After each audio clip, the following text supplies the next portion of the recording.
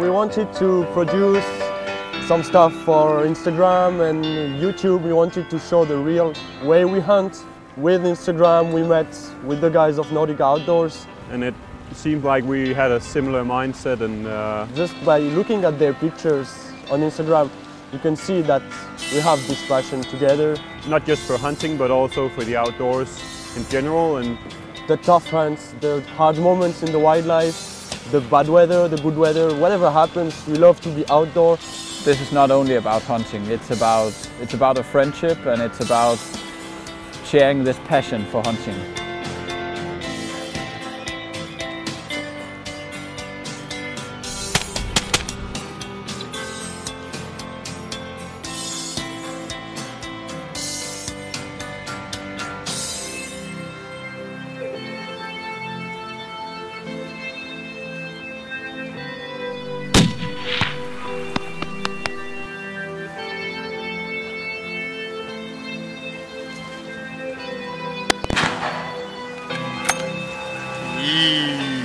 Yeah. Yes, man.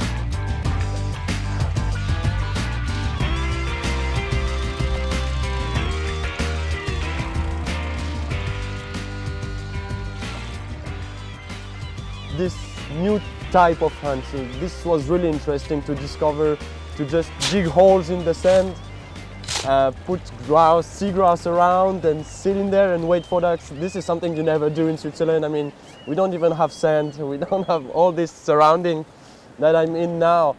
I live at 1,000 meters high, year long, and you come here at sea level. usually when we hunt eiders here in Denmark, it's from the duck boat, so we're out on the open water, using a lot of decoys. So that's the most common way to hunt eider and probably the most effective way. But with these guys, they're not resident here in Denmark, so legally they can't hunt on the open water. They have to stay on land.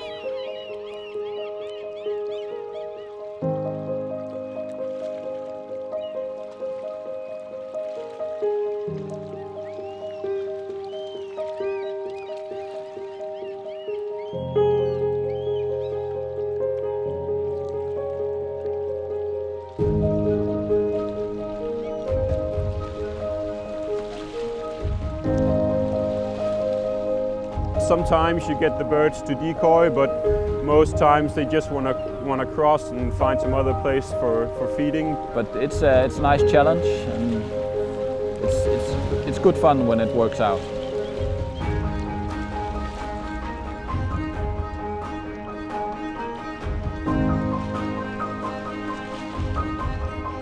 You have a strong wind and the eiders just keep on flying straight. They don't move at all. They are so strong birds and it's not easy to shoot. They go really quickly.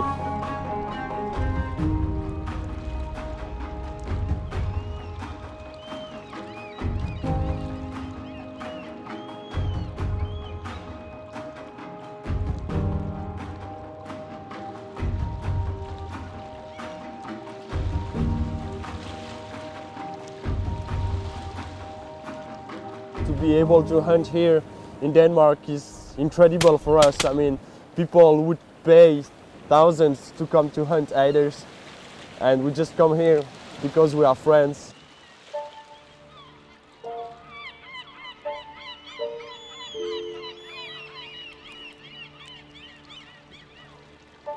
This is what makes hunting incredible. It's a vast passion. I mean, there's clothing, there's dogs, there's rifles, shotguns, there's terrains, there's way to hunt, there's people who hunt with different minds, and this is what this kind of hunt sharing and exchange can bring to you. Nordic Outdoors invited us to come to hunt here in Denmark, and we said, okay, but in exchange we will take you to hunt in Switzerland, and they needed to see our country too, just to discover the mountains, the chamois, the red stags, red deers. Hunting in the Alps is just something special, and we were really looking forward to going to Switzerland.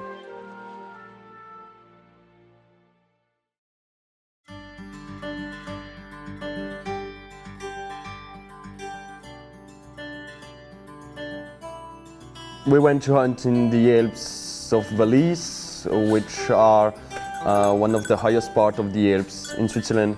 You have the big mountains, the deep valleys, which make it a wonderful place to hunt. Yeah. I could feel like the excitement building up already, going down to Switzerland in the car and staying a few nights there, and the excitement kept building up, and I could tell from Malte that he was just, I mean, in his own little bubble in a way. So it was the first mountain hunt for me, and I really looked forward to it for such a long time, and it just, yeah, it's in my blood now, mountain hunting. It's so amazing. I've tried mountain hunting before a few times, and really fell in love with it. It's just a totally different ball game than hunting here in Denmark. It's a lot more physical, and you need to think a lot more about what you're doing. I mean, it's a bit dangerous. Mountains are mountains. They will kill whoever you are.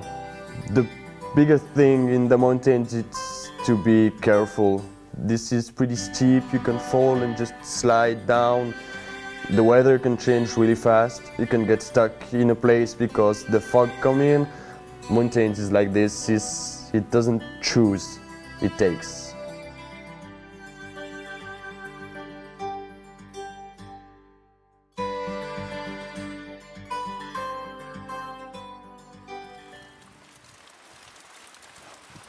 We just waited a bit for the lights to start.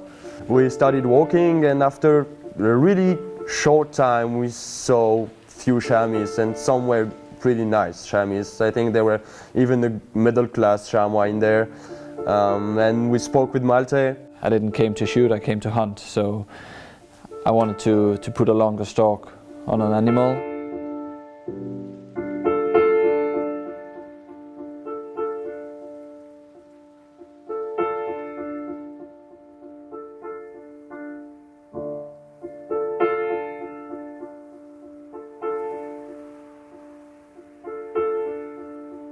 It's a hard choice to do, and we really let this choice to Malte. It was his hunt, it was his way of thinking, and we completely agreed with him when we said, no, I want to keep on going, I don't want to shoot so early, it's not a mountain hunt so far.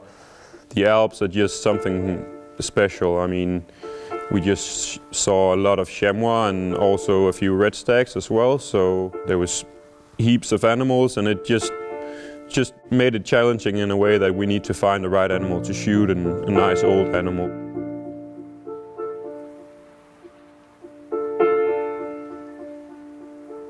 We saw this male, and my brother said, this is the one.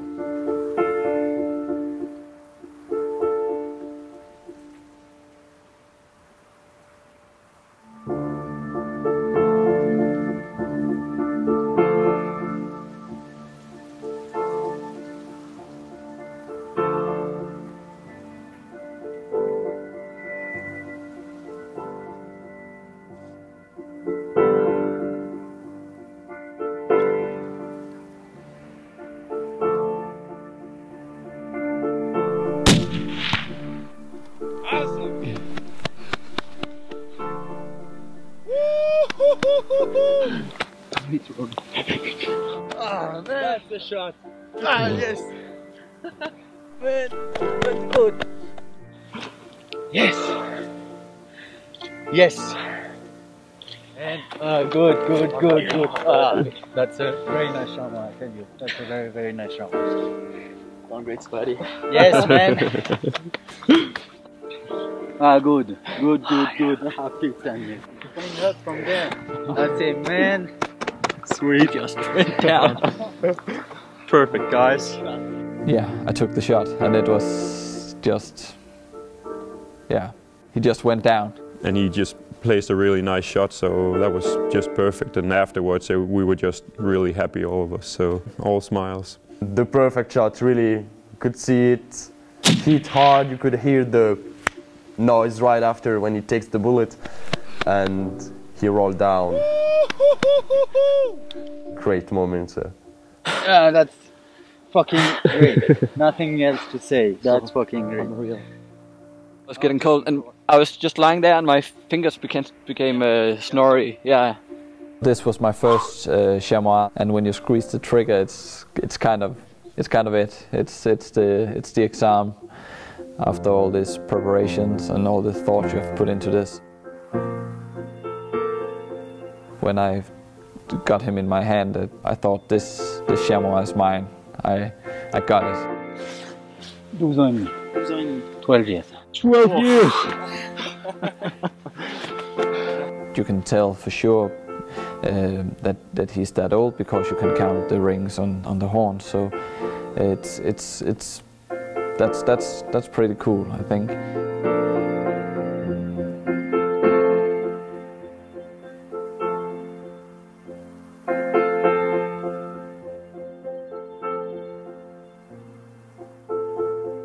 The bezoars are kind of stones you find in the stomach of chamois. This is only resin and hairs and stuff like this that they can't digest. And this was known back in the time to have some spiritual qualities. It could heal people, it could protect them. And it still has this crazy taste to us. When you find one, it was just the cherry on the cake, you know.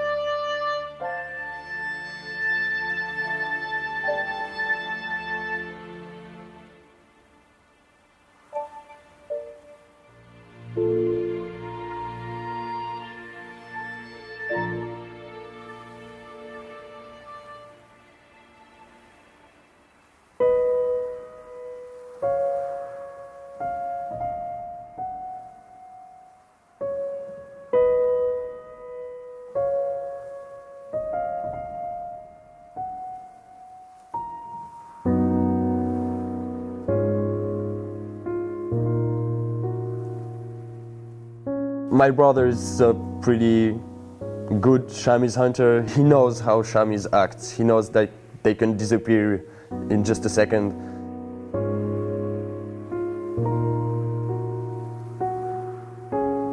We saw a female without a horn.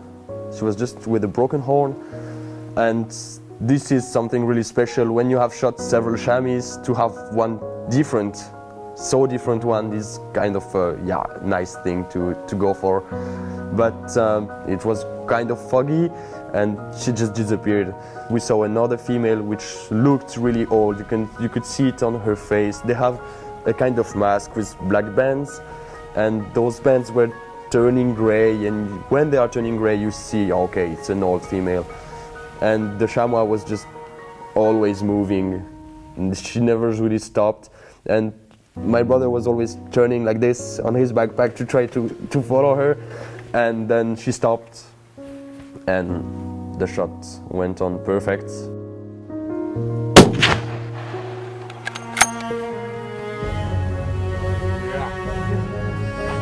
She fell, but a bit too much. She fell from high, which is bad. No.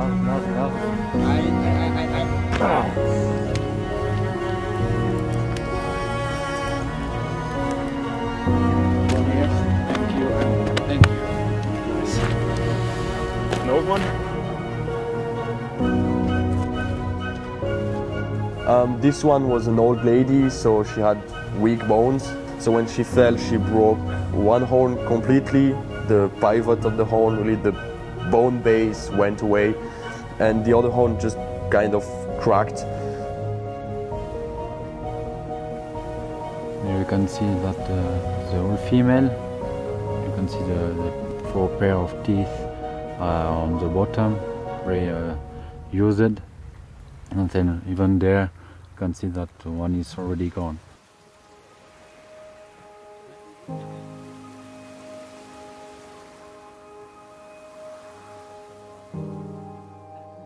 A really nice old female, and that was what he wanted, and it was just nice to see him take that animal. So I mean, you can tell that Fabienne is a really keen chamois hunter, and I mean you could tell that was something special for him, and even though he shot a lot of chamois, that animal was also special to him. So yeah, really nice.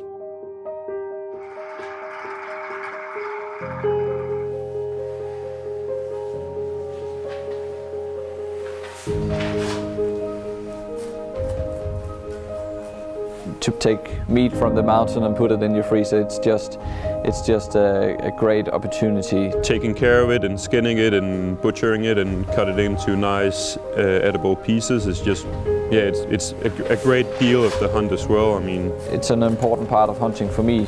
I know what I'm eating, and it's important. We hunt for the memories, we hunt for those special moments we share with friends, with nature, to play this chess game, you know, you versus wildlife.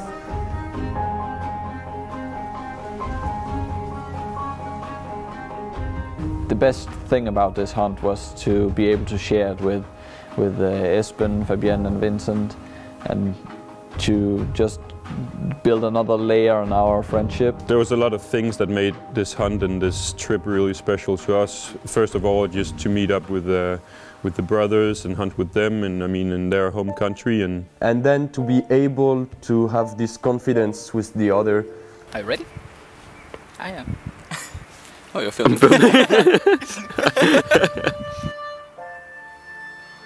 All along the way, every time we said, okay, we are coming, and then you come. And we never met each other. We just spoke on Instagram saying, oh yeah, that's nice, you hunt either. Oh, okay, come on. And it started like this. It started with a like. And this is what is crazy. Just one guy double tapped on the picture, and it started like this. I'm sure that we could go on another adventure together and have a great time. And yeah, we have a lot of thoughts of things we have to do in the future, but yeah, we need to find the time for all these adventures. Yeah, this is the beginning of something really great, I'm sure. We're gonna have... The world is big, there's a lot of animals to hunt, and there's few friends like these. So, let's go.